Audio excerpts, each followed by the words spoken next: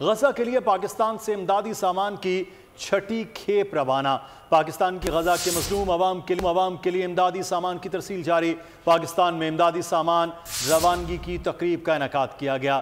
فلسطینی سفیر NDM میں مسلح افواج کے افسران نے شرکت کی ہے۔ اس حوالے سے تفصیلات جانیں گے سلمان آوان سے۔ جی سلمان، آگاہ کیجیے گا، چھٹی کھیپ ہے جو سامان کی روانہ کی گئی ہے غزہ کے لیے، اپڈیٹس کیا ہیں؟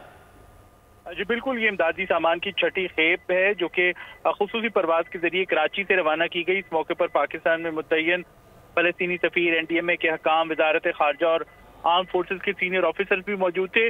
یہ پرواز جو ہے پہلی پروازوں کی طرح مصر کے شہر العریش پہنچے گی، جہاں پر قاہرہ میں متعین پاکستانی سفیر اس امدادی سامان کو وصول کریں گے اور اس کے بعد پھر اس سامان کو بذریعہ ٹرکس یعنی سڑک کے راستے ان کو غزہ بھجوایا جائے گا۔ اور غزہ میں جو اس وقت آن گراؤنڈ سچویشن ہے اس کو مد نظر رکھتے ہوئے، موسمی صورتحال کو مد نظر رکھتے ہوئے تقریباً 100 ٹن امدادی سامان بھجوایا گیا ہے، جس میں 30 ٹن خیمے ہیں جو کہ اسپیشل موسم سرما کے لیے تیار کیے گئے ہیں۔ اس کے علاوہ کمبل ہیں، جبکہ 70 ٹن طبی سامان اور خشک خوراک جو ہے بھجوائی گئی ہے۔ بہت شکریہ سلمان، آپ ہمیں تفصیلات سے آگاہ کر رہے تھے۔